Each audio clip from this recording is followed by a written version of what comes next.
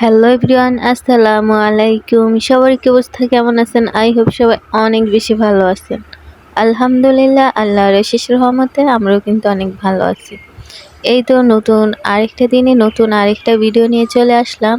I hope আজকের ভিডিওটা আপনাদের কাছে অনেক বেশি ভালো লাগবে। প্রতিদিনের মতো কিন্তু আজকে আমি রান্নাবান্না দিয়ে ভিডিওটা শুরু করলাম। যেহেতু রমজান মাসে বিশেষ করে রান্নাবান্নাটাই মেইন। রান্নাবান্না করে নিলে তেমন কোনো ঝামেলাই থাকে না। তো আমি কিন্তু রান্না দুপুরের পরপরই শুরু করে দেই। মানে ৩টার দিক থেকে মনে হয় রান্নাবান্না আমি শুরু করি। আর সকালে প্রায় ঘুম থেকে উঠে তারপরে হচ্ছে প্রায় উঠতে দেখা যায় যে একটু লেট হয়ে যায়। যেহেতু ফজর সালাত আদায় করে যখন একটু শুই তখন দেখতে, দেখতে ৯টা-১০টা এমনিতেই বেজে যায়। তো উঠে গোসল করে মেয়েকে খাইয়ে, মেয়েকে গোসল করে সংসারে কিছু কাজকর্ম সেরে তারপরে একটু আবার কোরআন তেলাওয়াত করতে হয়। তো কোরআন তেলাওয়াত করতে, করতে এর মাঝে মানে একটার আজান দিয়ে ফেলে। তো একটা নামাজ পড়ে হচ্ছে আমি আরকি আবারও কোরআন শরীফ পড়ি। পড়ার পরে হচ্ছে রান্নার ওক্ত যেমন ৩টার দিকে হচ্ছে আমি উঠে যাই। উঠে হচ্ছে তো রান্নাবান্না শুরু করে দেই। মানে যে আলহামদুলিল্লাহ ২টা রোজা রাখছি এভাবেই, মানে এই নিয়মেই রাখছি। মানে রুটিন মাফিক চলতেছি।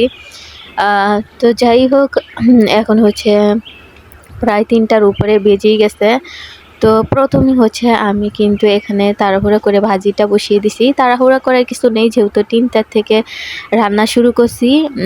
তো এর ফাঁকে আসরের আজান দিবে, তখন হচ্ছে আরকি নামাজ পড়ে আবার রান্নাবান্না আরকি মধ্যে চলে আসবো। মানে যেহেতু গ্যাসের চুলা, রান্না বসিয়ে দিয়েও অনেক কাজ করা যায়।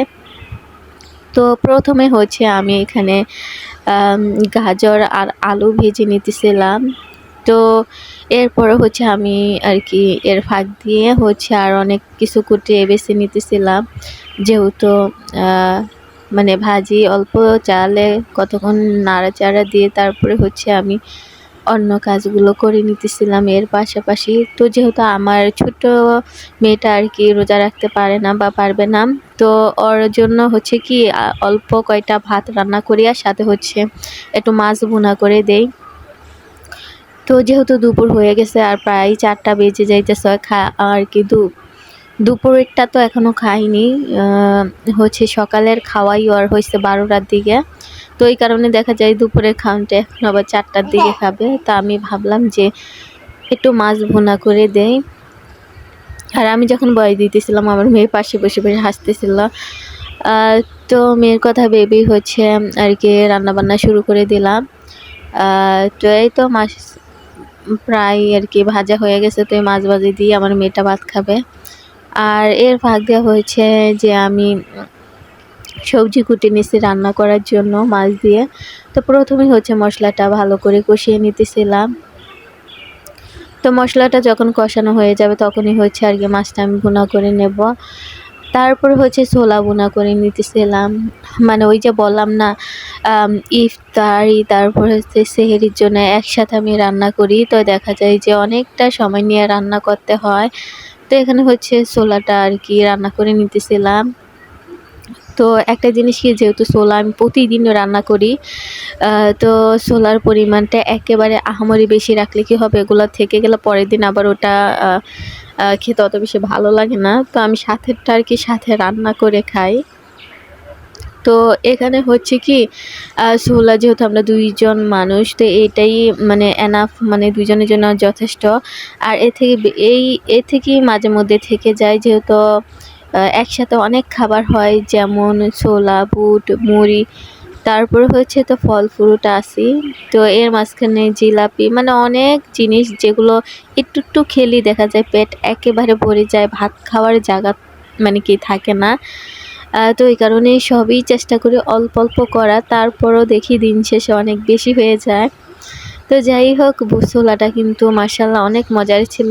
যেহেতু আমি বয়সটা আরকি সেহরি না আরকি ইফতারের পরে দিতেছি, মানে নামাজ পড়ে তারাবি পড়ে আরকি প্রায় ১০টার দিকে আরকি বয়স দিতেছি।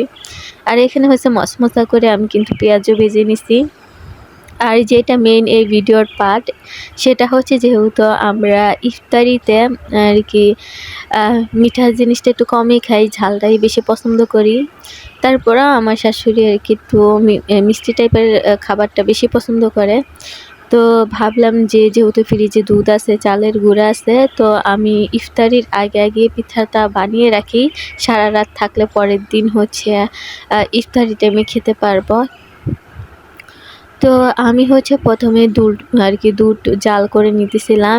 বিশেষ করে আমি দুধ চিতই পিঠা বানাবো ইফতারির জন্য, খাওয়ার জন্য। আর বিশেষ করে এটা কিন্তু সেহরিতে খেতেও ভালো লাগবে, ভাত খাওয়ার পর মিষ্টিমুখ করতে কার না ভালো লাগে বলেন। তো এই জিনিসটা দুধ চিতই পিঠাটা কিন্তু বেশি ভালোই লাগে। আর যেহেতু এখন গরমও না একেবারে ঠান্ডাও না, মানে মোটামুটি সিজনটা একেবারে মানে এরকম সবসময় থাকলে আমার মনে হয় ভালো হতো, মানে গরমও না ঠান্ডাও না। তো যাই হোক, আপুদের সাথে কথা বলতে বলতে কিন্তু আমি এখানে দুধটা প্রায় জাল করে নিছি। আর এখানে কিন্তু আমি গরম মশলা অ্যাড করছি, সাথে একটা তেজপাতা। তো এটা দিয়ে হচ্ছে বলকা নিয়ে নেব। আর আমি কিন্তু খেজুরের গুড় দিয়ে হচ্ছে দুধ চিতই পিঠাটা তৈরি করব। তো দুধটা জাল করে আমি সাইডে রেখে দিছি। এখন হচ্ছে গোলাটাও কিন্তু আমি আরও আগে আর কি তৈরি করে রাখছিলাম। তা এখন হচ্ছে আটটু আর কি নাড়া দিয়ে দিতেছিলাম, যাতে ইয়াটা অনেক সুন্দর হয়। তো যাই হোক, আমি হচ্ছে ভালো করে করে নিতেছিলাম।